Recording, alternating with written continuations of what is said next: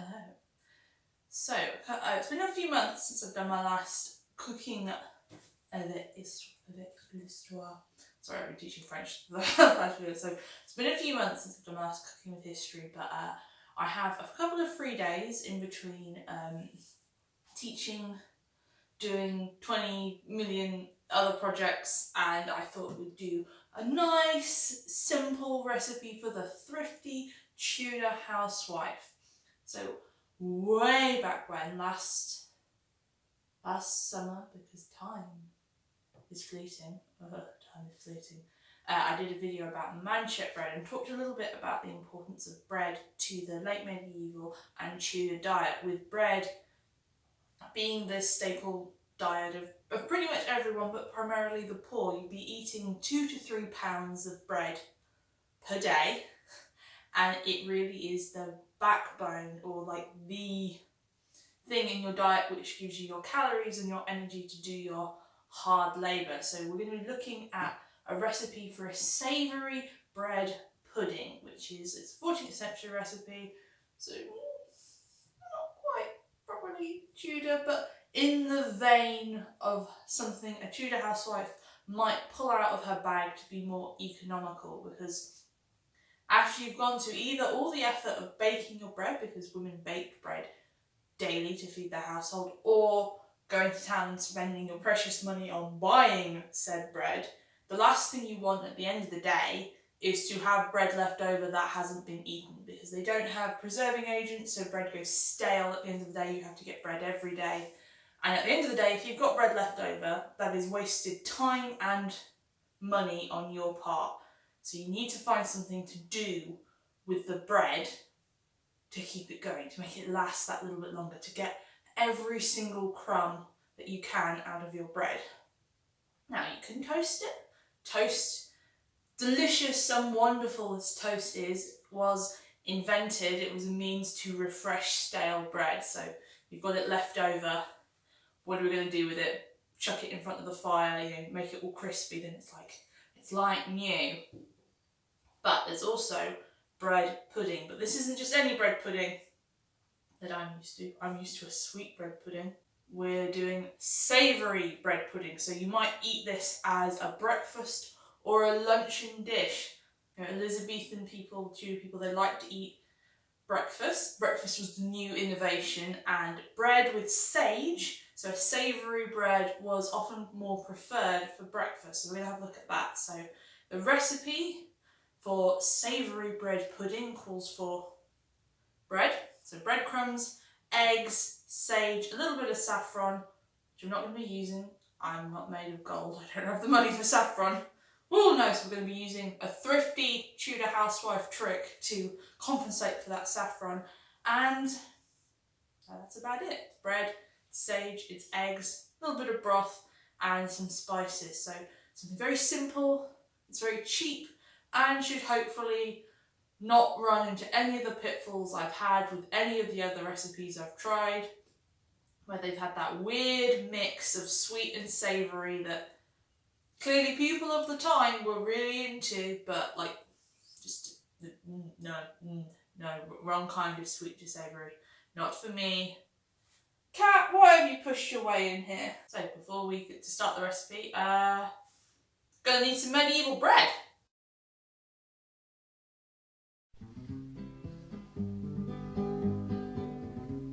I'm a man who don't complain about the weather or the rain. I find it makes no difference anyway. But I have but one regret that I haven't mentioned yet. It's all about the bread we get today. I can get myself a nice lobster or a nice broad apron crab when I'm a little bit hungry. A nice little herring I've had. I can get myself a nice mushroom, go along with eggs in bed. I can get myself a nice mother, but I can't get a nice loaf of bread. Time to make some breadcrumbs.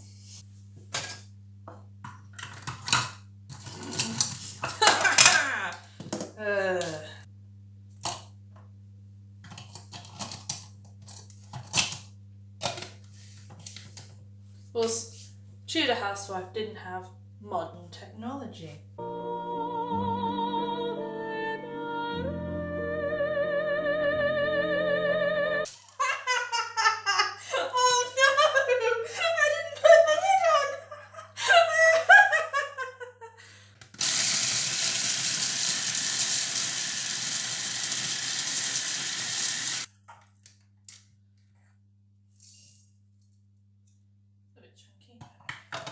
Okay, so breadcrumbs prepared. It's time to start assembling this savoury pudding. Okay, the first step to making our savoury bread pudding is to beat and whisk 4 eggs so that the white and yolk are combined. Reusing one of my cream pots from the last video, as we reuse, recycle in this house. That yolk is split. Oh well.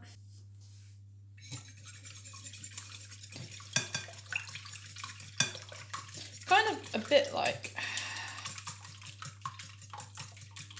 French toast, or as we call it in our house, egg bread. Make sure that's all well combined. Lots of air in that. Okay, first step done.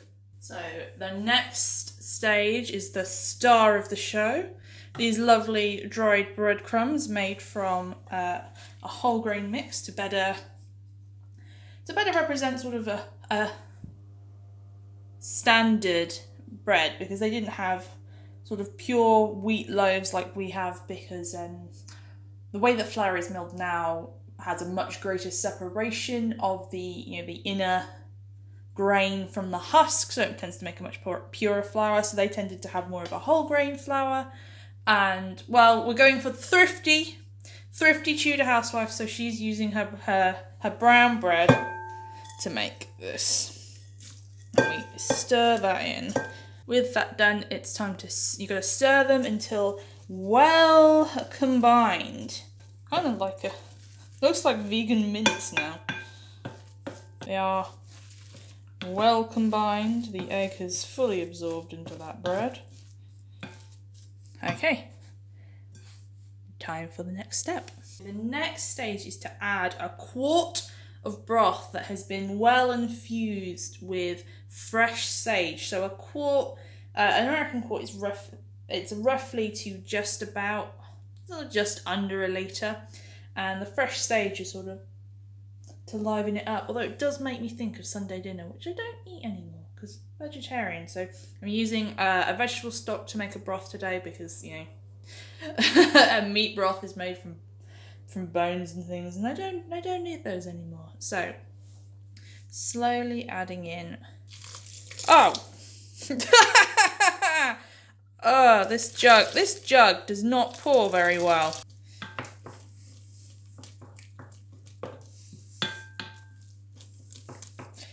I'm just looking a bit like a porridge now.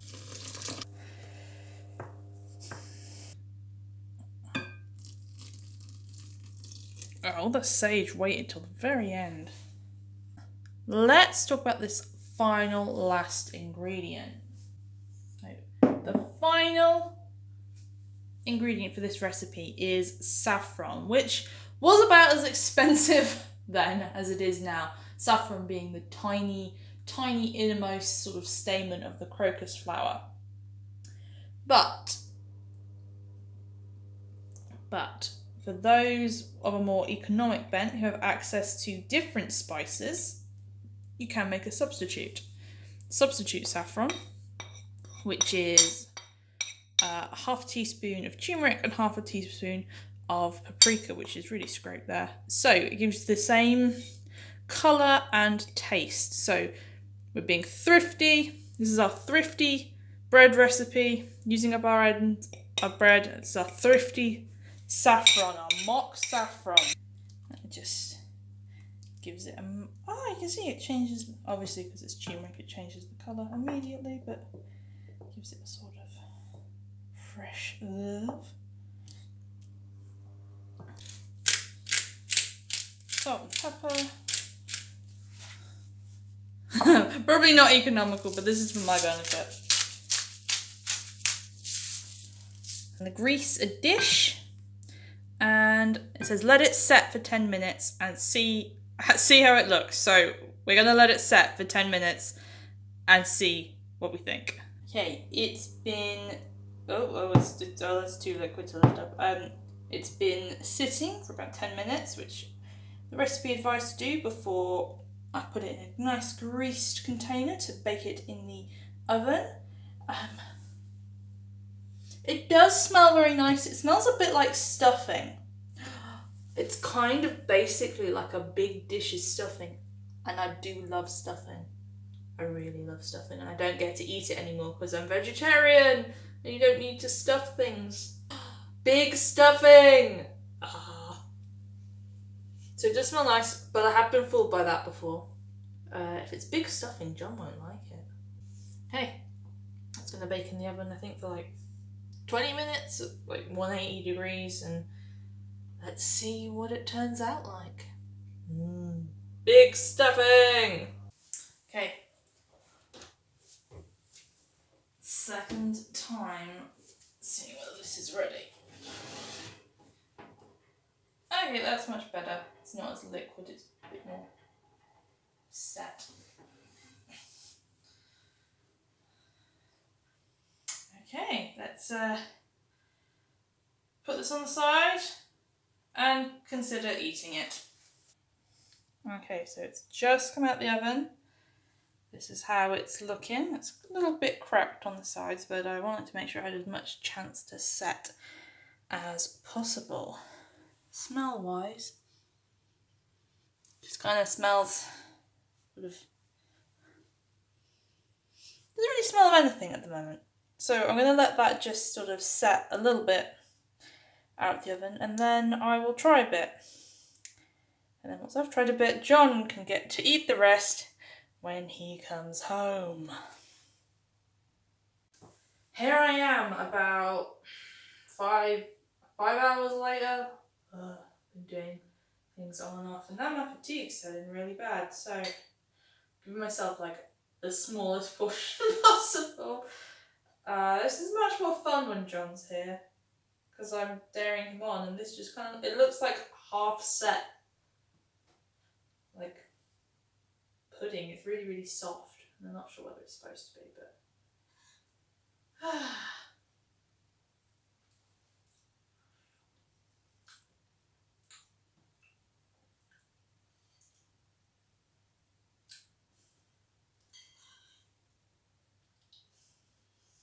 Right.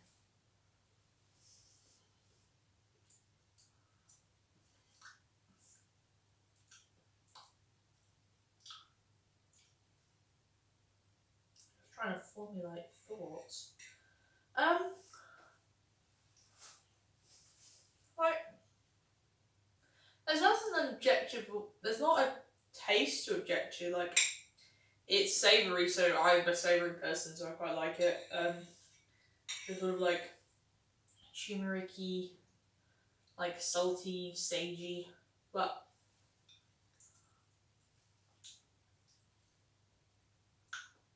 just kind of has the texture of a lumpy custard. Like, the nearest thing I can think of is that like this is like savoury set porridge. Like, the texture is weird and a bit gross. If you blended stuffing and added it to like a porridge that was made of custard, I don't understand how people would have eaten this. Like as an aside on things, like you spread it on things, like it's kind of like porridgey, so you eat it on a fast day, so you're not eating like a meat, but like my mouth is rejecting, not because it tastes bad, but my mouth is rejecting it because the texture's weird. It's like, why are you feeding us savoury roast pudding that is made of bread? We don't like this. And I'm like, not too sure how to think, especially because I've got a whole casserole dish of this now. But might be better later. I'm gonna get John to try some as well. Give me his thoughts on this and let it set a bit as well. Maybe that will make it slightly less weird. I hoped it would be more stuffing like and more solid, and I think a bit drier. I think if I was making it again, just make a stuffing recipe, I suppose. It's not the big stuffing I was promised. Oh, John, you took a bite of the savoury bread pudding. How are you feeling? I just got back from work. You didn't say it was going to be savoury bread pudding. You just said bread No, pudding. I did. I told you yesterday it's savoury. Well, why do you hurt me like this? What was it like? Bready and eggy and sagey. Very eggy. But you like eggy bread. How many eggs are in it? 4. That doesn't seem like enough eggs for what I could taste. But you like eggy bread. This is just eggy bread with savoury. It's really not. So you didn't like it? No, I didn't like it. What was wrong? What was right? I know, I ate all my bit. I don't know why I was expecting a banana taste. I think I immediately thought banana bread. And I got very excited, and then I got very sad. I felt that it tasted like savoury rice pudding. What the fuck is wrong with you? Because the texture. Let's be fair, Sure. I ate it just as it came out the oven, so Oh, you got it hot, peak. You got it in peak condition. Yeah, don't you want to take another little bite? No. Show the people what you think. No. Aww. Okay. I'll just take a big bit. Oh, good. Little bit. Oh, now I know what's coming.